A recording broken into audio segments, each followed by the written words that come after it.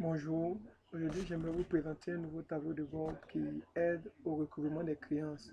Vous êtes responsable credit management, vous êtes responsable trésorier et vous voulez facilement retrouver vos créances chez vos clients.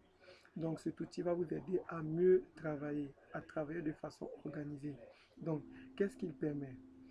Il permet de suivre les KPI de recouvrement les plus importants. Ça dit quoi? Ici, nous avons choisi entre autres le chiffre d'affaires TTC, l'encoût total qui a été décliné avec une balance âgée ici, en coût total qui est décliné en coût non échu, en coût à 0,45 jours, en coût de 45 à 90 jours et les encours à plus de 90 jours. Donc en outre, on a le taux de recouvrement. Le taux de recouvrement qui montre ce qui a été recouvré par rapport au chiffre d'affaires TTC. Donc en outre, on a intégré dans ce tableau de bord les DSO. Ça dit quoi? Le DSO, c'est le nombre de jours délai de recouvrement. C'est-à-dire quoi? Le nombre de jours moyens qui a été effectué pour recouvrer les différentes créances avec les clients. Donc, ce DSO a été décomposé en trois différents. C'est-à-dire quoi? Le total, c'est-à-dire quoi? Le DSO complet suivi. Ensuite, le DSO accordé dans les contrats et ici le DSO retard, c'est-à-dire quoi? Le nombre de jours de dépassement des DSO contractuels. Donc ici, comme on peut le voir, ok. Donc, comment utiliser cet outil? Cet outil présente l'avantage d'être bilingue. Comme nous allons le voir ici, on a la capacité de transformer en français ou en anglais. Je vais revenir là-dessus plus tard. Donc, en outre, il, on peut analyser des mois en question. Actuellement, le mois actuel d'analyse est janvier 2018, mais je peux changer le mois en fonction des besoins. Ici, je prends février 2018. Donc, automatiquement, quand je prends le mois et je choisis la portée de performance, ici, mois en cours par rapport au mois précédent, il me convertit ici, comme on peut le voir ici, janvier 2018 février 2018 par rapport à janvier 2018, parce que j'ai choisi mois en cours par rapport au mois précédent.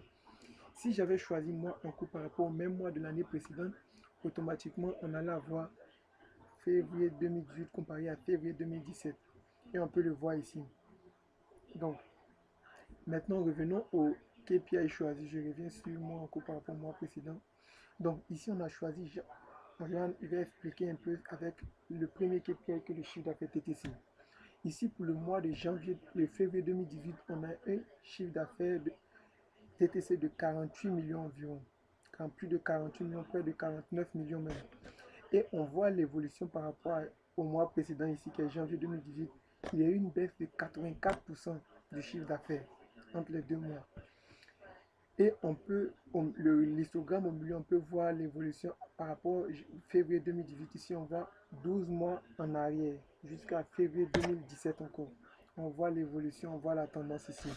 Donc, on peut même détecter les saisonnalités ici. En outre, plus à droite, on a le détail. Ce détail, on a les valeurs des KPI ici en fonction des dimensions d'analyse. Ici, comme dimension d'analyse qui a été choisie, on avait les représentants de vente, on avait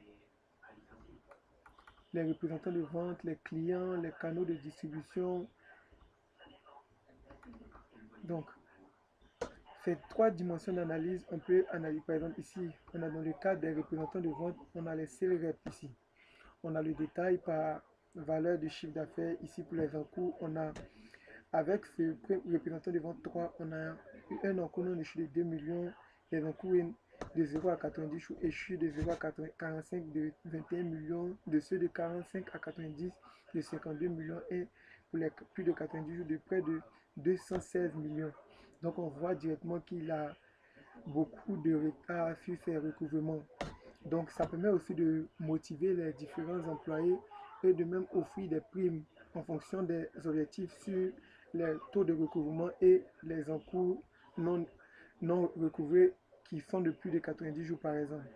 Et si, on peut voir aussi le taux de recouvrement le meilleur représentant de vente qui a fait le plus de taux de recouvrement, c'est-à-dire 91% sur les différentes factures du mois de janvier et février 2018, c'est le représentant de vente 2 par exemple. Ici, on voit la variation aussi en valeur et la variation en pourcentage ici.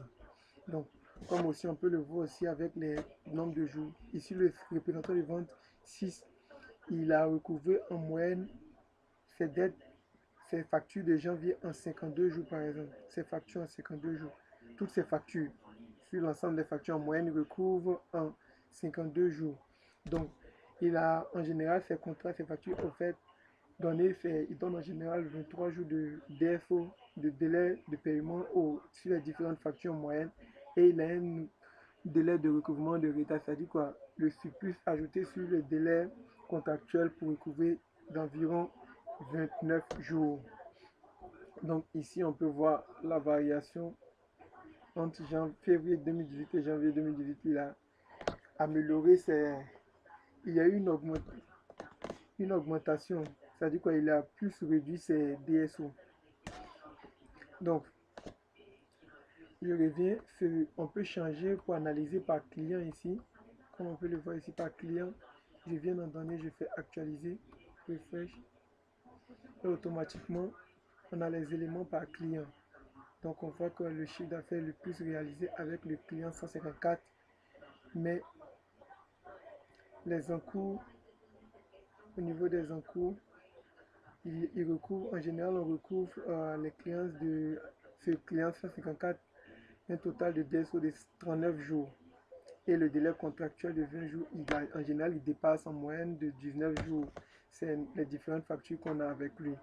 Donc, avec les clients qui ont le plus un taux de recouvrement assez élevé, le voici ici, ces clients-là peuvent être compensés avec des réductions, des, des réductions commerciales, les ristournes sur les différentes prochaines factures qu'ils peuvent avoir avec nous pour les motiver à encore aller prendre plus.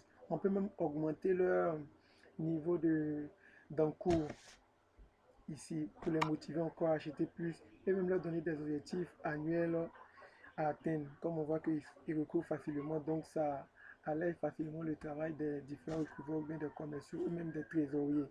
Donc on peut, avec cet outil, on peut récompenser nos différents crédit managers ou bien nos comptables créances clients et aussi nos trésoriers.